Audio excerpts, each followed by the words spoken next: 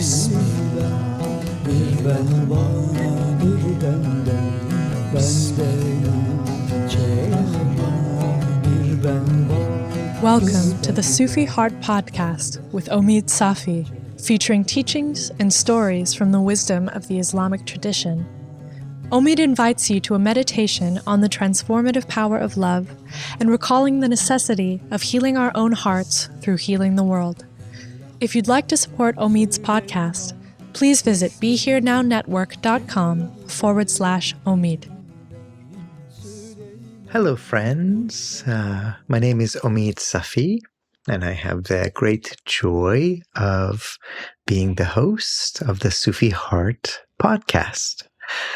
Our new episode is a very special conversation about the depth of what you could call inner spirituality. What would it look like if each of us is deeply and beautifully grounded in our own tradition and like the roots of trees in a forest that reach out to one another and share nutrients and sustenance with one another, maybe even prop up each other, that there's a model of inter-spirituality where religion and the spiritual quest become something that is not competitive, but collaborative, where the goal is not to have a zero-sum approach, but a victory of all. This quest for inter-spirituality is a conversation that I'm going to be having in this episode with the community that has grown up around Father Richard Rohr.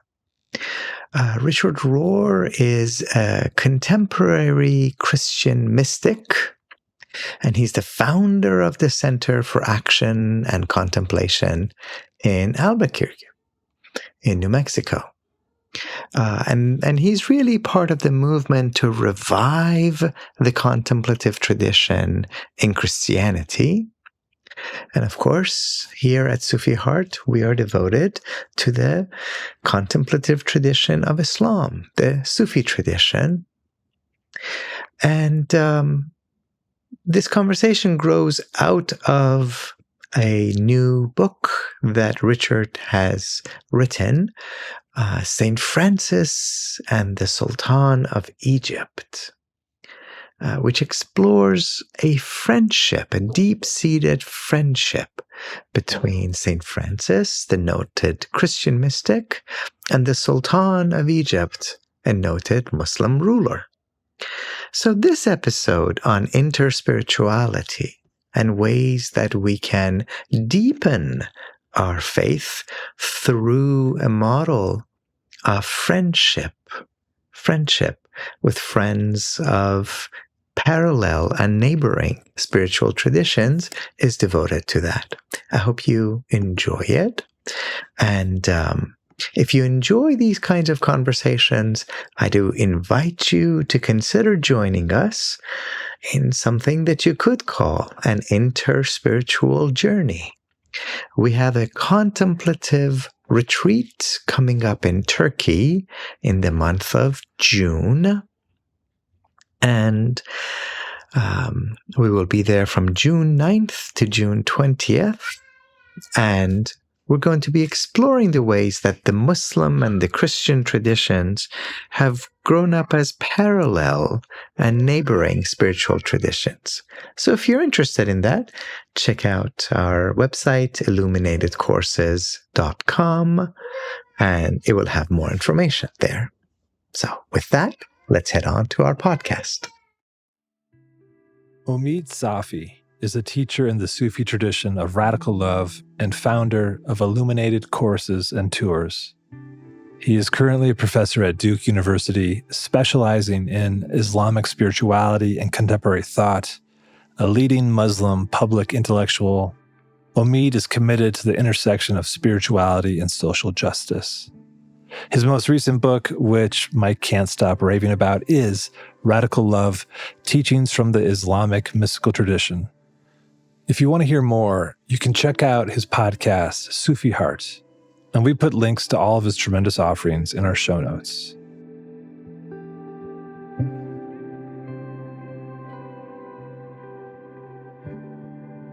Oh my gosh. Welcome everyone again to the Everything Belongs podcast.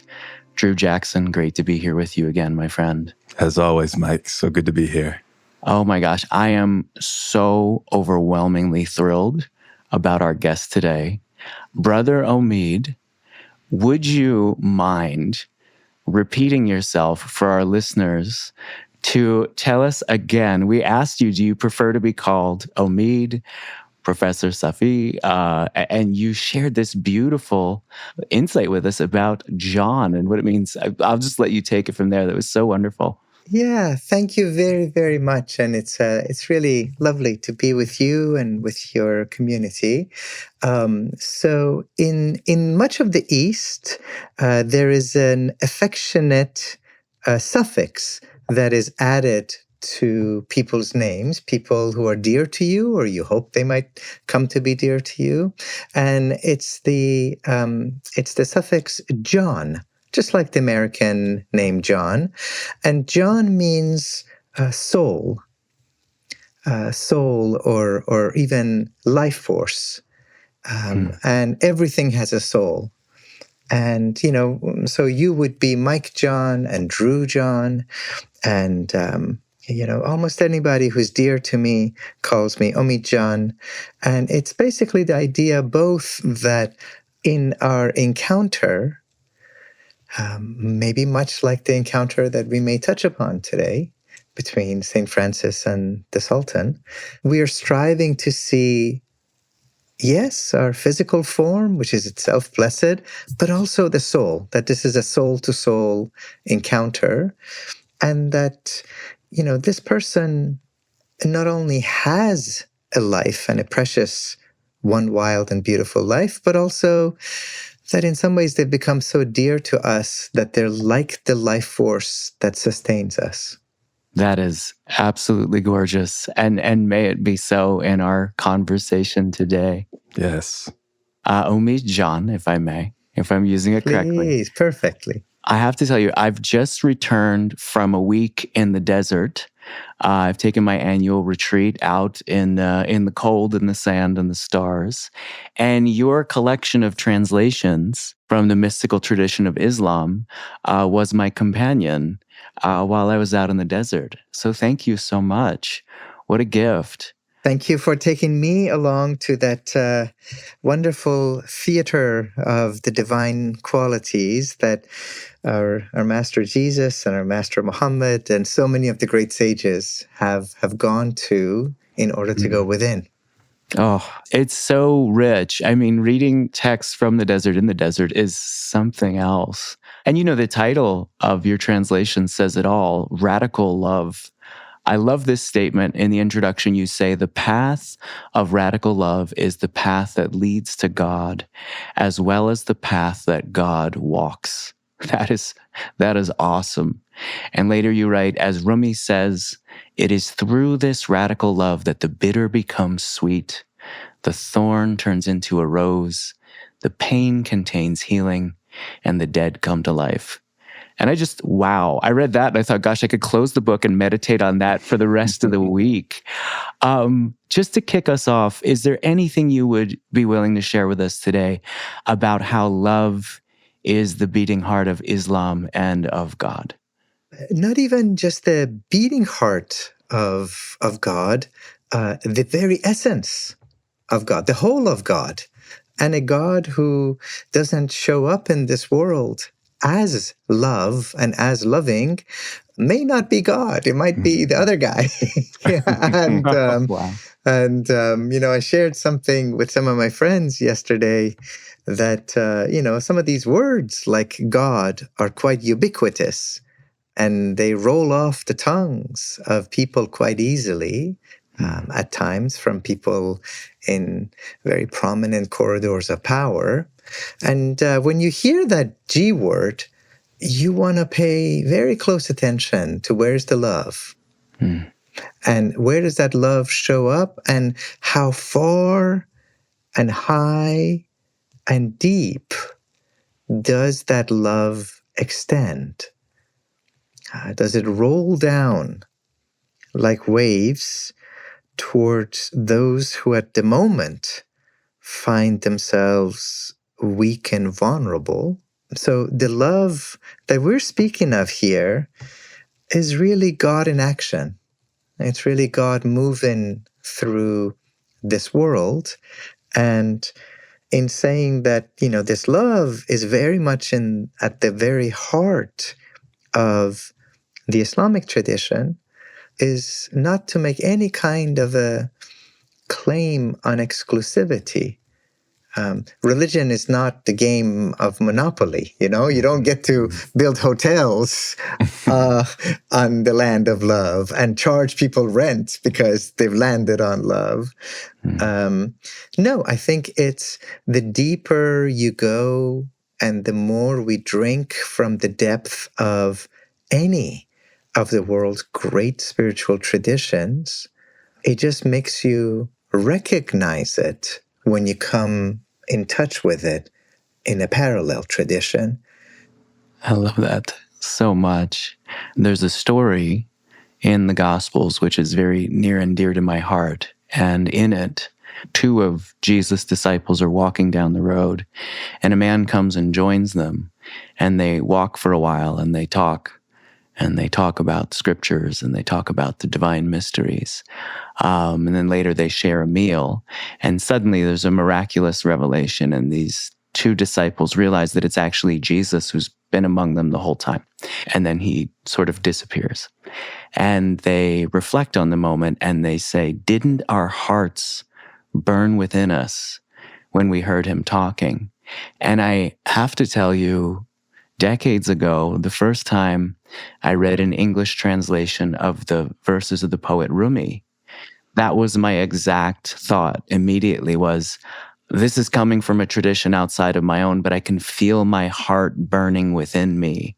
Absolutely. And in the recognition of some type of familiarity. Yeah.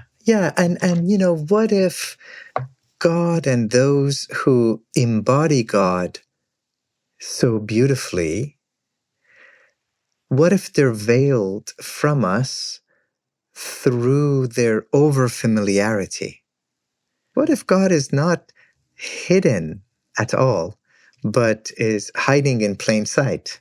And what would it be to walk around and to make sure that in every tree, in every blade of grass, in every gentle breeze that brushes against your cheek, and perhaps most of all, in every human, you come to see that breath of the divine, that soul of the divine?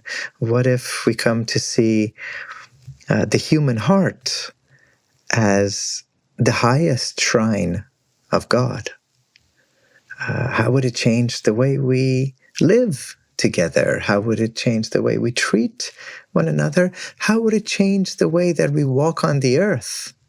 And I think that, the more our ethics and our contemplative life feed into each other, forth and back and forth, the more luminous all of it becomes. I am such a lover of all the different traditions that build on the poetry of the Song of Songs as a great mystical revelation. And this idea that divine love comes to us in human relationships, and human relationships point us to divine love, and divine love makes human relationships matter. And what I'm hearing you say, what is it about this love poetry that comes to us, especially in a poet like Rumi, that makes the intimate love right in front of us divine, and then also so much bigger? Does that question make sense? Oh, it's such a beautiful, beautiful, beautiful question. And I love the Song of Songs. If you talked about having so beautifully taken this set of teachings that I was honored to be associated with, the book Radical Love Into the Desert with You. There are two saintly beings who grace the cover of that book. There were two friends, one of them a teacher, one of them a seeker, but they're friends. And one of them, the older one, he writes the first book that we have in Islam on this tradition of radical love. And he is not some marginal figure. 200 years before we have an Oxford or a Cambridge, the greatest university in the world was in the city of Baghdad, in what is today Iraq. And this scholar was their most famous, most distinguished scholar, and a lover of God, and a lover of humanity, and a poet, and a sage, and a mystic, and. And in this book that he writes on radical love, he begins it by saying, some of my friends have asked me to write them a book on radical love, and I agreed on one condition, that you will never again divide love into the love of God and the love of humanity, for you realize that love is one. And you cannot love God without loving humanity, and nor can you love humanity without loving God. Love is of one essence. And he says, as long as we're all in agreement on that, then I'll tell you about love. And I think that's such a beautiful, beautiful starting place. What you just said, Brother Omid, reminds me of a quote from the poet Jericho Brown in his work, The Tradition, where in one of his poems, he starts by saying, I begin with love, hoping to end there. That's right. And I sit with that line often, that love is the beginning point. It is the ending point, the alpha, the omega. It's all of it. Isn't that so lovely? Isn't that so lovely? Because, the ends are usually prefigured in the beginnings. And there's this wonderful, wonderful statement that Muslims say when the news is brought to us that somebody has finished their earthly journey, or to put it in American English, that they've died. And what is said is, Inna lillah wa inna ilayhi raji'un. We are always in every breath coming from God, and we're always in every breath returning to God. And if God is, as the Bible and as Rumi and all these sages agree, if God is love, and if love is God, we come from love, and we're always returning to love. And here we are in this tiny, short period of time between coming from love and returning to love. And how do we want to spend these few breaths? Beautiful. And I was so excited to be in conversation with you, Brother Omid, and because I know that you are a lover of poetry. And as Mike knows and our listeners know, outside of the work that I do here at CAC, I'm a poet. And one of my primary interests is language and how language works. Or to say it another way, what work language is doing in the world and in the space between us. I assume that given your immersion in the world of poetry and translation, you might say something similar. One of my dear friends, the poet Padre Gotuma, he's doing a lot of work around poetry and conflict resolution, seeking to understand whether poetry can help conflicted groups focus the language of their disagreement into more fruitful exchange. And so I wanted to ask you, Brother Omid, do you think the language of poetry can help us navigate the often conflicted space between religious identities? And if so, what do you think that might look like? Oh, what a timely question.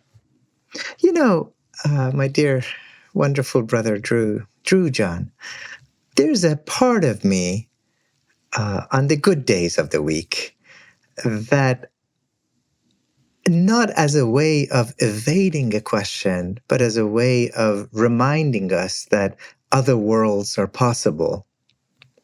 I do want to insist that I fundamentally do not believe that there is religious conflict and tension in this world. There's conflict in this world.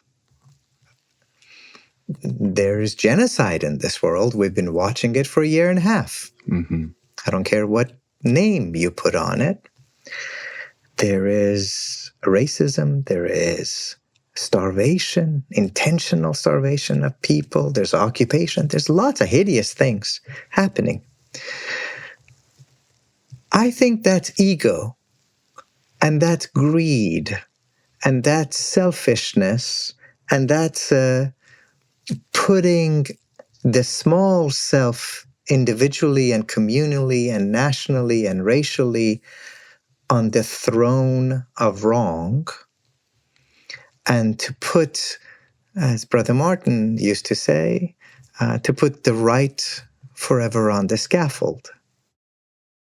Greed and ego and hatred loves to do, I think the cool kids today call it cosplay. And its favorite costume are the things that are of light, including religion. I want us to really sit with that question of, is there actually religious conflict in this world when, what is it that we find our religious traditions teaching us?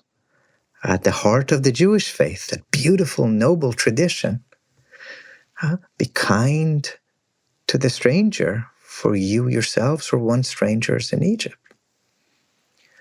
Be kind to the poor, the orphan, the needy, the widow.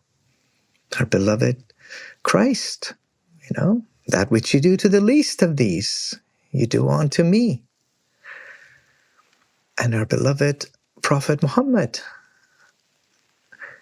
that the cry of the orphan rises all the way up to the throne of God and shakes it to its mighty foundation. These folks are drinking from the same fountain. They're bathed in the same light. So I do want us to be able to discern the meaning of that beautiful prayer of the Prophet Muhammad when he says, "My Lord, allow us to see things as they are in you. Allow us to see things as they are in truth." And just because ego and greed and hatred are doing cosplay as religion, I don't want us to give it that much credit. I want us to insist that no, there is real religion, there's real faith, and it's humble, and it carries the scent of love and concern, not just for our own kind, but for all of us. Because it's a little bit like we're all in this tiny little boat in this stormy sea, and some of us are foolish enough to think that if we poke holes on the other side of the boat, it's lifting our side higher. No, we're all going to drown. I do think language matters. I do think stories and music and novels and poems, they have a power to do things that mere discursive knowledge doesn't. If you listen to amazing music, even if you don't speak the language, it does something to you. It moves you at the heart level. Great poems can do that. Great literature does that. Wow. I think about that. And I think about this beautiful story that Richard talks about in this chapter. Francis goes to talk to the Sultan.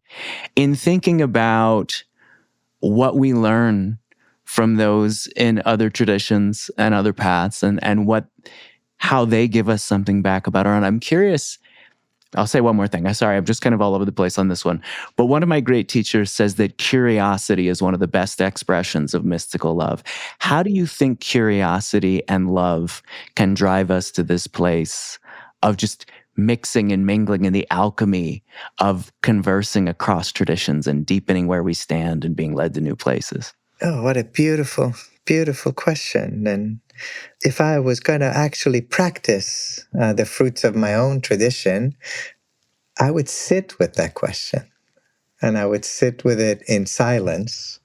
Drew John was just talking about poetry and language, and I don't know of a more beautiful mystical poet in the world than Rumi. And Rumi ends about a third of his poems with his handle, essentially, his poetic name, which is, I've said everything that can be said with words. Now it's time for me to hush.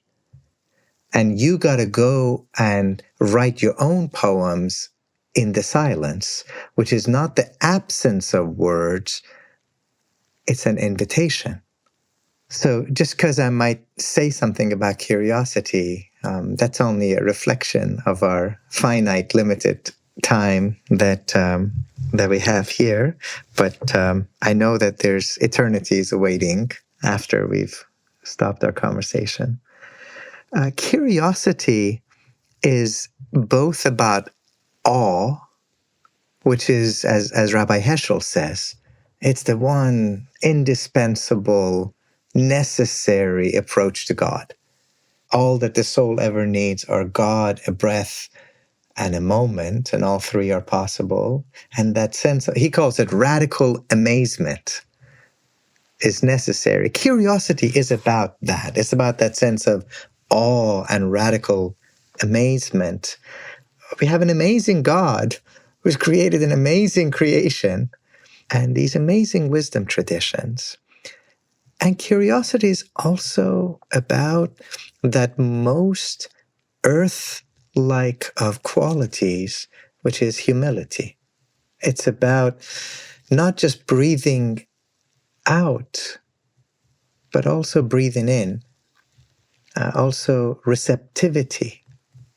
But when I think about this encounter between St. Francis and Sultan Malik al-Kamil, by the way, that name means, at least among other possibilities, the perfected king. Wow. What a beautiful thing to think about, having rulers who have worked on their own ego to have achieved something of what it means to be a real human being. And how I love the fact that that sultan, who spends, we're told, about 2 weeks or so with St. Francis, he is the nephew of Saladin, Salahuddin in the east. And it's Saladin, of course, who liberates Jerusalem. And doesn't just liberate his own people, he liberates everybody. That's a good model of a perfected human being. How encouraging to think of this not only as a dialogue of a Muslim and a Christian, but also of a mystic and a ruler. What if those whose job and whose vocation and whose calling is the life of the Spirit had something to teach those whose job it is to govern? But, these kinds of archetypal stories, and Mike, John, and I were chatting a little bit before we came on air, and Mike was asking, do you think this really happened?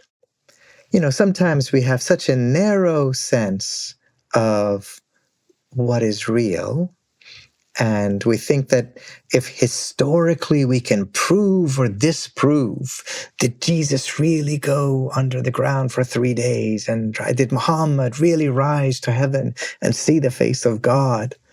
I choose to believe that. Some of us might choose to believe many of these stories. And yet there is a truth about them that far precedes and supersedes their historicity, if you would. These are archetypal stories. These are, to use that beautiful word which is so misunderstood, especially in the West, these are sacred myths. And folks in the West, ever since the time of Plato, have made this painful division between myth and history. When that great Rumi, when he dies, and they're carrying his body to the cemetery, the Sultan who's presiding over this funeral, he notices that the Jewish community and the Christian community are also marching behind the coffin. And he's very puzzled because Rumi was, of course, a Muslim sage, though his heart was as open as the ocean. And he had very close friends, especially from the Christian contemplative community. They used to meditate together. And so he calls them over and he says, well, I know why we're crying, because we feel like another gate to heaven is closed for us. He is with the beloved. We're not worried about Rumi. We're worried about us. But why are you crying? And, the Jewish community says, well, we never thought we would see another one who would so beautifully embody what we've seen in Moses. And the Christians say, we never would imagine we would see a second Christ. But when we look at him, we feel like all the love and all the compassion that we had ever come to see in Christ, we're also seeing in him. And note, neither one of them says, and therefore we became Muslim. Right? They stay in the particularity of their own community, but they recognize that light is light, and water is water, and love is love, and God erupts. And a volcano doesn't stay in one track, and neither does God's grace.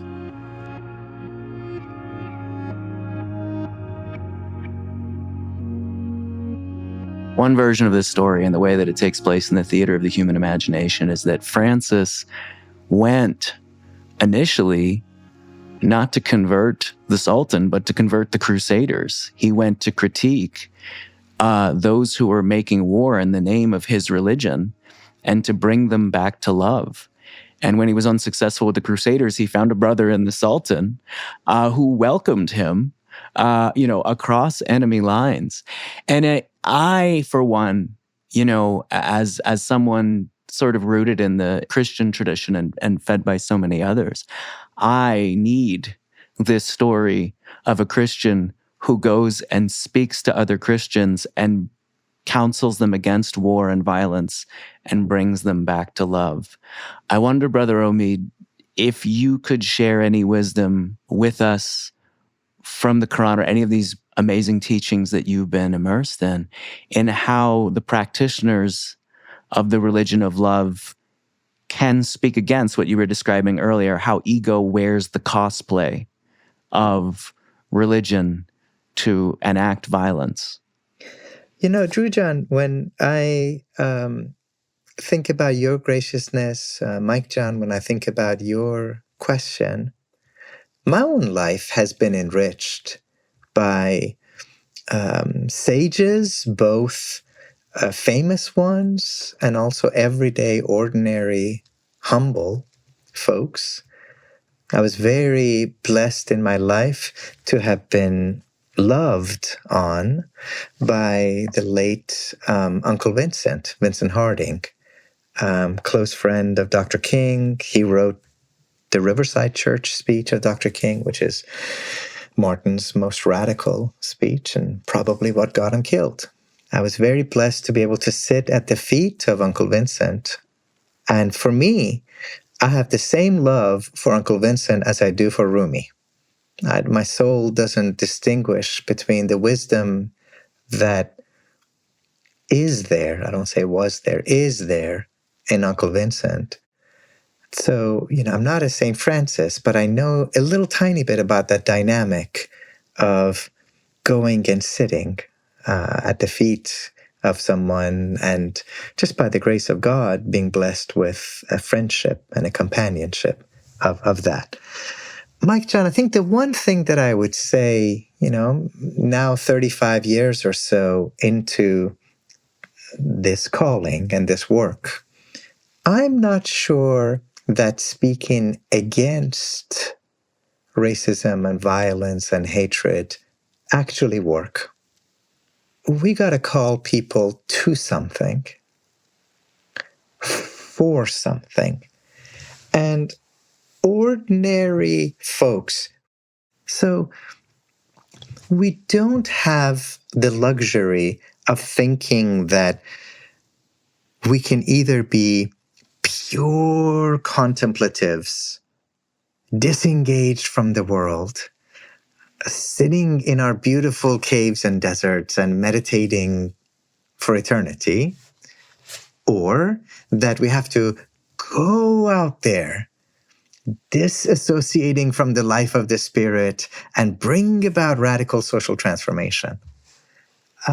No, if God is an ocean, then the change and transformation rooted in God also has to be like an ocean. There have to be waves that come to the shore and then go back to the depth of the ocean. The heart is this way. The heart contracts and then it expands. The breath is this way. We take a breath in, it rejuvenates us, and then it's released and it rolls over the hills and the trees and mingles with all of the birds and the animals. I think that's really our calling, is to figure out how do we balance together the twin mandates of love and justice, of contemplation and action, to bring about a world in which all of us can thrive. As we, bring our conversation to a close, I want to come back to the intro of your book, Radical Love. And there's one passage that's just been sticking with me, where you talk about the idea of mingling love in your translation of Rumi's poem. In this poem, you say that Rumi talks about, and I'm quoting you here, this overflowing, spilling over love as one that mingles between God and humanity, humanity and humanity, this world and that world, here and there, now and forever. And if you don't mind, I just want to read this short poem for our listeners. Oh, please so they do. can hear these words. Yeah. Look, love mingles with lovers. See, spirit mingling with body. How long will you see life as this and that, good and bad? Look at how this and that are mingled. This poem and the idea of mingling love reminds me a lot of how Father Richard talks about non-dual consciousness and this way of seeing the world and being in the world, not through the lens of binary such as in or out, right or wrong, friend or enemy, but through a fundamental and radical oneness. And the idea of mingling love, especially as I think about it in the context of this story of St. Francis and the Sultan, brings to mind that quote from Dr. Martin Luther King, who we've been talking about throughout this conversation, where he says, love is the only force in the universe powerful enough to transform an enemy into a friend. Really, I just wanted to invite you as we bring this conversation to a close to talk a little bit about this idea of mingling love, your understanding of it in Rumi's work and the teaching of Islam, and really how you might invite our listeners to open themselves to this mingling love in the world. Thank you for that invitation. And as long as we can have this just be yet another step in that conversation, and not some final word. Hollywood loves climax scenes, and in rom-coms, there's always that scene where the two people are running towards each other, always in the rain or snow. I don't know why that is, but and the spiritual path is a little different. It's sometimes there are these Zen-like eruptions of the sacred for sure, but some of it is like slow-cooked meals. And slow food is always better than fast food. And you put something on the stove and, 4 hours, 6 hours, 10 hours later, there's no point at which you can look at and to say, now it's just something fundamentally different, right? But all of a sudden, the spices and the lentils and whatever, if you have any other protein source in there, they've come together in a way that it's hard to distinguish them anymore. The flavors have bled all over each other. I'd love to think of that model of cooking, slow simmering cooking, as a model of the spiritual life, of transformation. And the beauty of this language of mingling. How long are you going to speak of this world and that world, of human and divine, male and female? Is that God is one. That's the one thing we all got to agree on. God is one. We can't have 17 ultimate divinities up there, right? God is one. And to the extent that the goal is not for us to go to heaven, but it's to actually summon the kingdom of God here on earth. We got to have this world be somehow a reflection of that oneness, of that unity, of that mingling.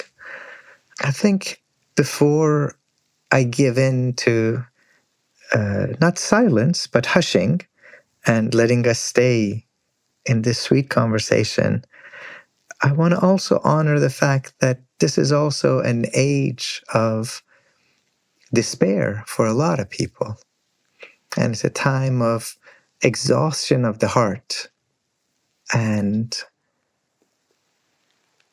Rumi has this short little quatrain, and I take heart from it. I take comfort in it. And he says, I know you're tired. And every time I read it, I'm like, yes. It's like, I'm tired of seeing the world be as it is and not as it ought to be.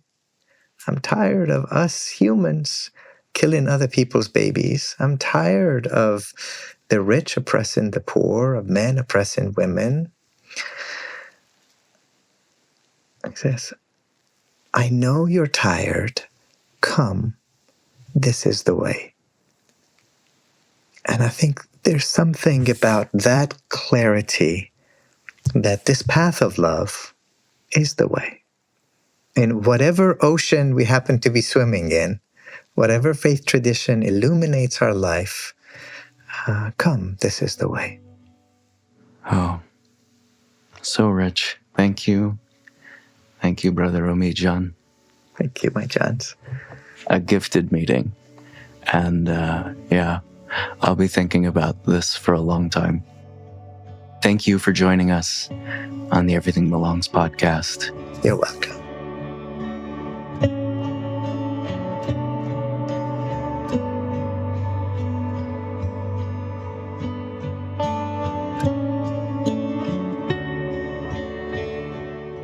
Wow, Mike, I gotta say, that was a powerful conversation. It was a gift to bear witness to it. And then at the end, there's this pause, this moment of reverential silence. What was that like to journey through that conversation with Brother Omid and Drew? I haven't heard the final edit yet, so I don't know how much of that. There was a long pause. I'm sure we'll shorten that up for the sake of our listeners. But Brother Omid, the palpable kindness with which he immediately showed up and invited us into conversation And we're the hosts of the podcast. This is what we do. He just exuded, for my taste, the love that he talked about. And yeah, at the end, it was really, really funny. So that last bit, his closing words, we were literally, Drew, myself, and Dorothy, our producer, we were all just kind of like speechless, didn't know what to say. And we just hung out there in the silence. And then it was funny. He like sort of had to wrap it up and like, gave us a deep bow and was like, okay, I'm going to go. And then like exited the call. And we were all just still sort of hanging out in the afterglow. It was really, really beautiful. I love hearing that, because there's a way in which I believe silence can be a very generous partner in conversation, where it holds what's been shared in a way that almost like wraps it up as a gift so that you can take it with you as you depart and carry it into the rest of your day. And that was certainly, I think, the experience as a listener of this conversation. What else kind of comes to mind to you as you think about the things that you're going to carry from this conversation into your day-to-day life and practice? I appreciated Brother Omid bringing us back to this, like, I'm not giving you an answer. That's my paraphrase of his words. This is a conversation, and we're all participants in it, and the conversation continues. Reflecting on this marvelous encounter between Francis and the Sultan, and being reminded that every encounter we have every day, I think, can be like that if we choose to see it through the eyes of love. At the top of the episode, I read this little quote that I love from his book, and it's so tiny, but it's so poignant. The path of radical love is the path that leads to God, as well as the path that God walks. And this notion that we get to walk that path to God and with each other, and that we're all just sort of walking side by side, having these conversations in good times and bad times, kind of encouraging each other forward to love. And when we lose the way, encouraging each other back to love. That's my kind of takeaway right now, is how do I keep going back to that path of love? I think that is an incredible invitation for all those listening to consider. Is there anything that else you would want to say, prompting folks in that direction as how they might start that conversation, how they might start that path, or how might they recognize it if they're already on it? I have to go back to the last thing Brother Omid said when he quoted Rumi. And I feel like so many of our listeners relate to this little poem that says, I know you're tired. And you can hear it in my voice, Paul, I'm tired, right? And I know you're tired. And it's a moment in time in the world where so many of us are tired. But the poem says, I know you're tired, but come, this is the way. And the way is the path of love. May we all, no matter how exhausted we are, find the strength and the courage to keep on walking on the path of love and keep inviting others back to it. Süleyman kuş değildir dediler. Süleyman kuş değildir dediler. Süleyman